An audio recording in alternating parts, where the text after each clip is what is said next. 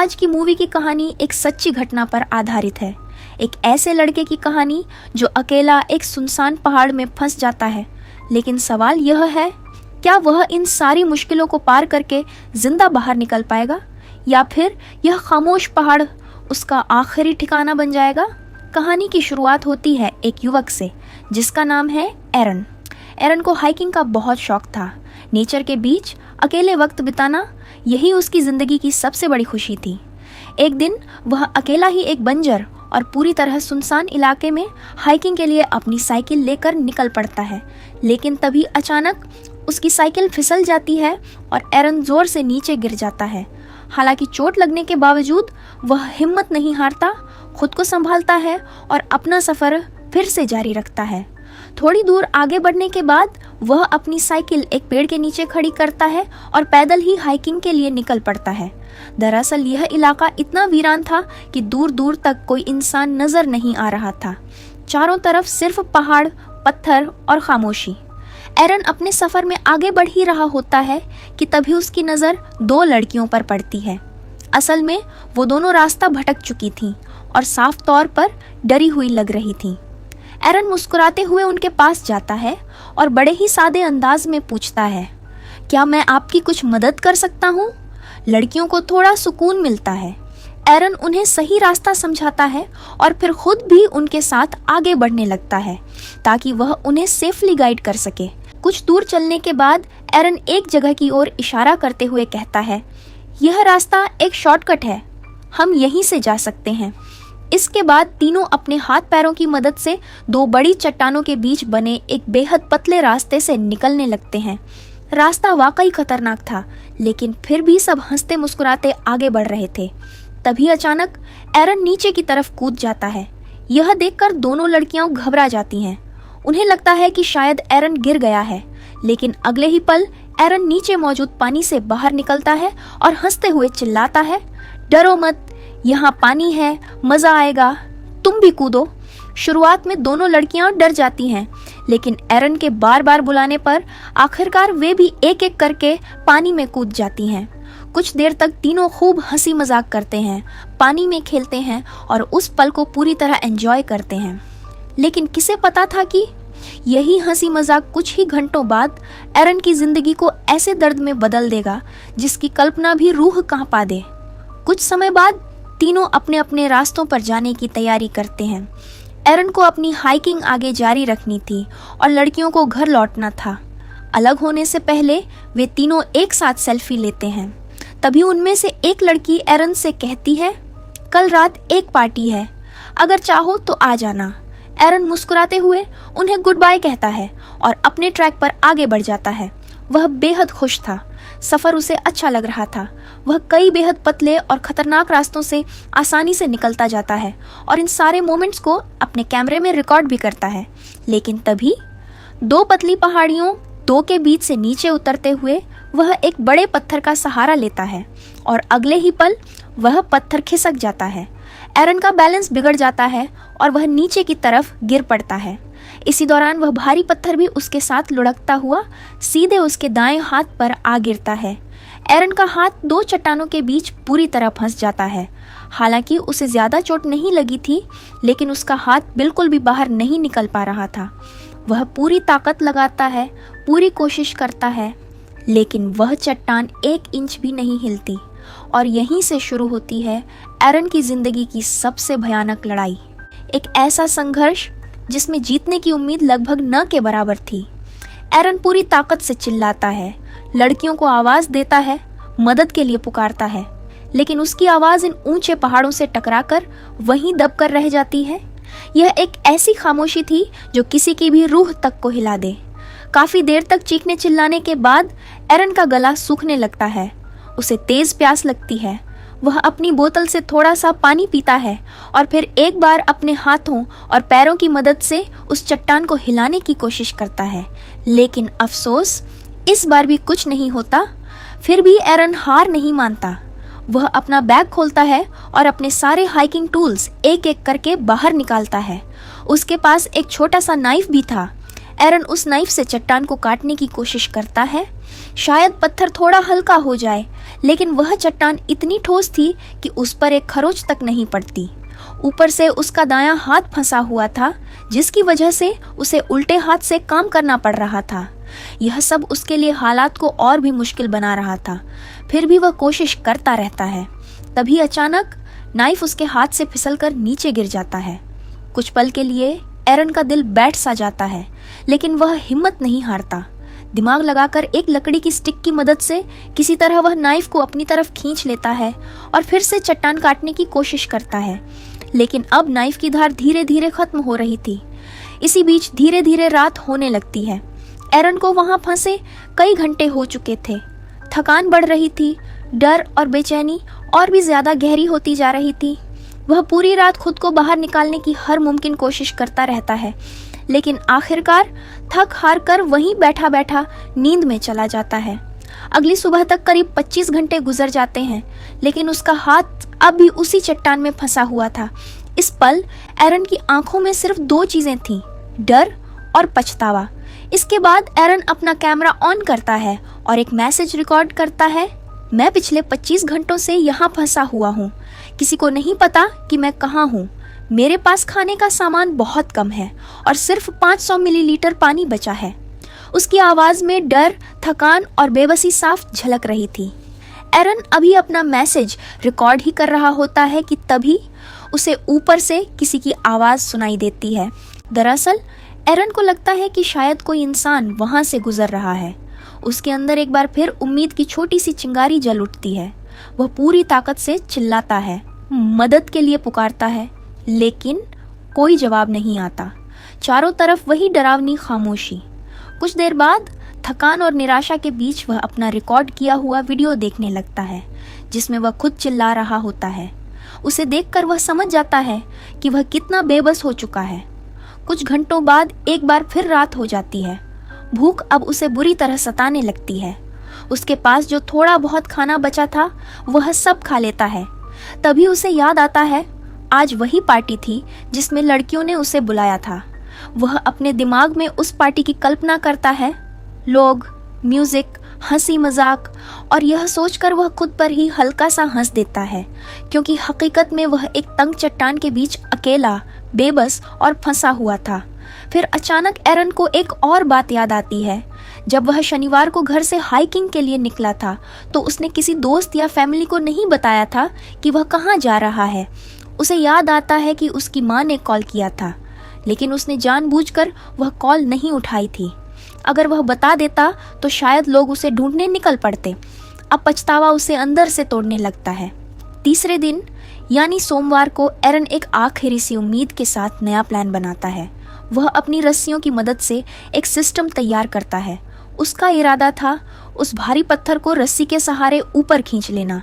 वह रस्सी बांधता है और पूरी ताकत लगा देता है, लेकिन पत्थर जरा सा भी नहीं हिलता। फिर वह रस्सी का दूसरा सिरा अपने पैरों में फंसाता है और दोबारा जोर लगाता है, मगर इस बार भी नाकामी ही हाथ लगती है। अब हालात तेजी से बिगड़ रहे थे। उसे जूस पीने का ख्याल आता है। वह उस स्वाद के बारे में सोचने लगता है, लेकिन हकीकत यह थी कि उसके 3 दिन पूरे हो चुके थे और उसका सारा पानी अब पूरी तरह खत्म हो चुका था। डिहाइड्रेशन, थकान और डर तीनों मिलकर उसे अंदर से तोड़ रहे थे। खाली समय में वह अपने आसपास की छोटी छोटी चीजों को नोटिस करने लगता है। कभी कोई परिंदा उसके ऊपर से उड़ता हुआ दिखाई देता है, तो कभी कोई छोटा सा कीड़ा पास आ जाता है। एरन सोचता है शायद इन्हें खाकर ही जिंदा रहा जा सकता है, लेकिन उन कीड़ों के आने का बस इंतजार ही किया जा सकता था। दरअसल जिस पहाड़ के हिस्से में एरन फंसा हुआ था वहां दिन में सिर्फ 15 से 20 मिनट ही धूप पहुंचती थी। 3 दिनों से एरन भूख, प्यास और दर्द से लगातार जूझ रहा था। अब वह एक बेहद खतरनाक फैसला करता है। वह तय करता है अपना हाथ काटकर खुद को आजाद करेगा। इसके लिए वह अपने बाजू को कसकर बांधता है ताकि खून ज्यादा न बहे। फिर वह अपने नाइफ से हाथ काटने की कोशिश करता है, लेकिन नाइफ की धार लगभग पूरी तरह खत्म हो चुकी थी। उसके हाथ पर एक खरोंच तक नहीं आती। यह देखकर एरन और भी ज्यादा फ्रस्ट्रेट हो जाता है। वह कैमरा चालू करता है और टूटती हुई आवाज में कहता है, कभी भी सस्ते टूल्स मत खरीदना, इनका कोई फायदा नहीं होता। एक और दिन इसी तरह गुजर जाता है। रात होते ही उसे अपने पुराने दिन याद आने लगते हैं, परिवार, दोस्त, हंसी मजाक, सब कुछ। तभी अचानक आसमान में काले बादल छा जाते हैं और तेज बारिश शुरू हो जाती है। एरन का पानी पूरी तरह खत्म हो चुका था। वह झट से अपनी बोतल आगे करता है और बारिश का पानी भरने लगता है। साथ ही वह मुंह खोलकर पानी पीने की भी कोशिश करता है। उसी समय पहाड़ों के बीच का वह खाली हिस्सा जहां एरन फंसा हुआ था, धीरे धीरे पानी से भरने लगता है। पानी का स्तर लगातार बढ़ता जा रहा था।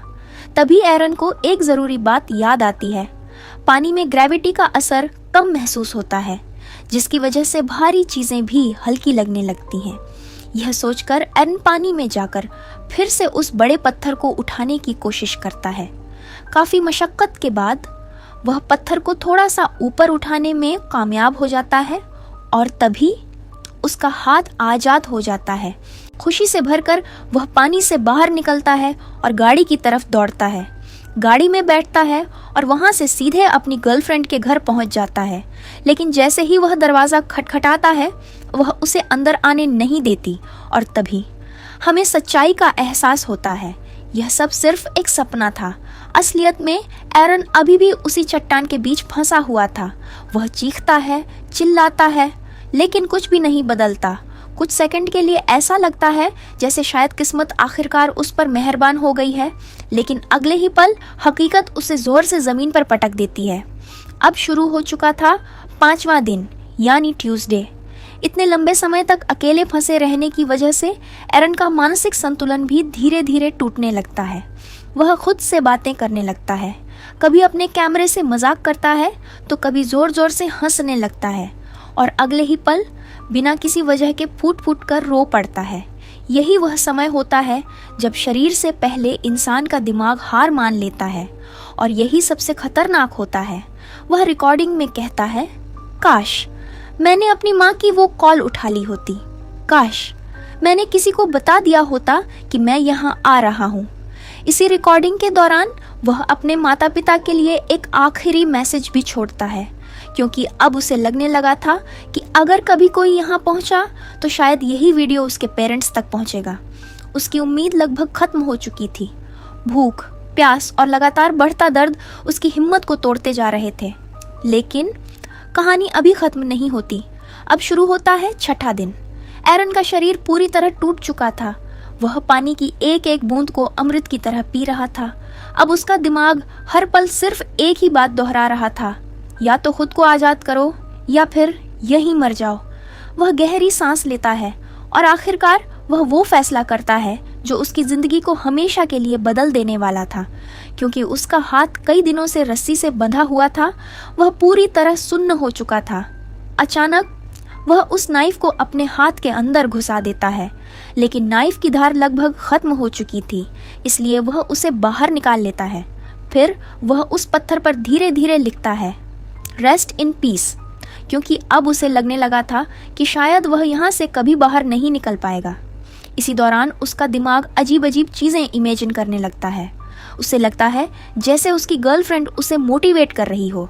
फिर अचानक एरन एक और सीन देखता है, एक छोटा सा लड़का जो सोफे पर बैठा हुआ है, और यहीं से कहानी एक ऐसे मोड़ पर पहुंचती है जहां से वापसी नामुमकिन लगने लगती है। वह छोटा सा बच्चा असल में एरन का ही फ्यूचर में होने वाला बेटा होता है। उसे उस बच्चे के साथ खेलते हुए देखकर एरन के अंदर एक अजीब सी नई ताकत जाग जाती है, जैसे किसी ने उसके अंदर जिंदगी की आखिरी चिंगारी फिर से जला दी हो। इसी जोश में वह अचानक खड़ा होता है और फिर वह वो करने की कोशिश करता है जिसके बारे में सोचकर भी रूह कांप जाती है। वह अपना हाथ खुद काटने लगता है। हर कट पर वह जोर जोर से सांस लेता है, खुद को संभालता है, दर्द को निगल जाता है। लेकिन असली मुश्किल अभी बाकी थी, हड्डी। अब एरन एक पागलपन भरा फैसला लेता है। वह अपने फंसे हुए हाथ को चट्टान पर बार बार जोर से मारने लगता है, इतना जोर कि उसकी हड्डी धीरे धीरे क्रैक होने लगती है और फिर एक आखिरी जोरदार वार, हड्डी टूट जाती है। एरन लगभग बेहोश हो जाता है, लेकिन अगले ही पल उसका हाथ आज़ाद हो चुका होता है। उसे खुद पर यकीन ही नहीं होता। उसने कर दिखाया था। उसने पहले से ही एक छोटी सी रस्सी की बेल्ट बना रखी थी। वह तुरंत अपने कटे हुए हाथ को उससे कसकर बांध लेता है ताकि ज्यादा खून न बहे। जाते जाते वह अपने कटे हुए हाथ की एक फोटो भी खींचता है, शायद सबूत के तौर पर, या शायद खुद को यकीन दिलाने के लिए कि यह कोई सपना नहीं है। इसके बाद वह उस खौफनाक दरार से बाहर निकलता है और ऊपर की तरफ चढ़ना शुरू करता है। ऊपर पहुंचते ही उसे दिखाई देती है सूरज की तेज रोशनी। 6 दिनों में पहली बार उसकी आंखों ने इतनी रोशनी महसूस की थी। यह देखकर एरन की आंखों में आंसू आ जाते हैं। थोड़ी ही दूर उसे एक छोटा सा तालाब दिखाई देता है। वह वहां पहुंचकर पानी पीने लगता है, लेकिन यह सिर्फ पानी नहीं था, यह जिंदगी की पहली बूंद थी, वही बूंद जो उसे आगे बढ़ने की ताकत दे रही थी। पानी पीते ही उसे थोड़ी जान आती है। वह एक बड़े पत्थर से रस्सी बांधता है और उसके सहारे नीचे उतरता है। काफी देर तक चलने के बाद आखिरकार उसकी किस्मत उस पर फिर मेहरबान होती है। रास्ते में उसे एक परिवार मिलता है जो ट्रैकिंग पर आया हुआ था। एरन पूरी ताकत से चिल्लाकर उन्हें बुलाता है। उसे इस हालत में देखकर वे लोग हैरान रह जाते हैं। एरन उन्हें पूरी कहानी बता देता है। यह सुनते ही वे लोग उसे तुरंत पानी देते हैं और बिना देर किए रेस्क्यू टीम को कॉल कर देते हैं। और यहीं एरन की जिंदगी एक नई शुरुआत की तरफ बढ़ जाती है। मूवी के लास्ट सीन में हमें कहानी से 3 साल बाद का वक्त दिखाया जाता है, जहां एरन अब पूरी तरह से ठीक हो चुका होता है। उसकी जिंदगी फिर से पटरी पर लौट चुकी होती है।